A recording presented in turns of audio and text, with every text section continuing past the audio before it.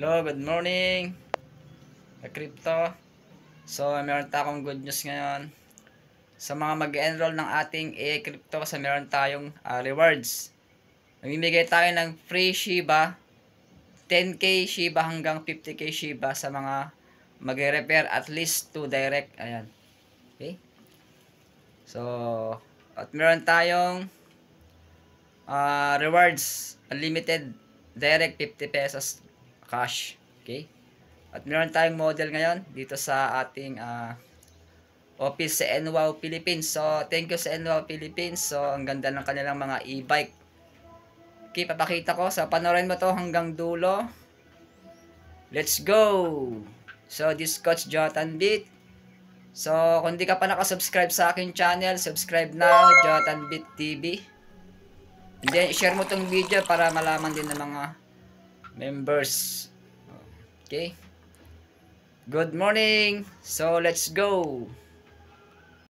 Hello, good morning! So, this is Coach Jonathan Beat. So, I will show you ating mga e-bike.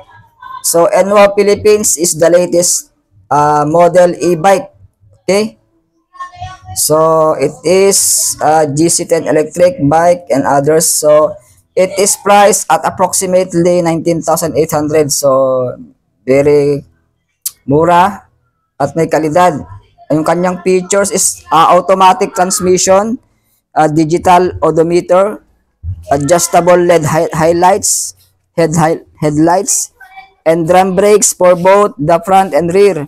So this bike is designed with dual step seats na siya, making it comfortable for daily commutes. Additionally, it is equipped with a digital display screen na rin siya and indicator lights, enhancing both usability and safety.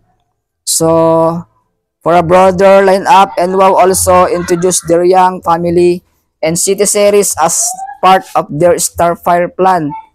So, catering to various customer needs and promoting sustainable transportation solutions. So, for contact number, so nasa description.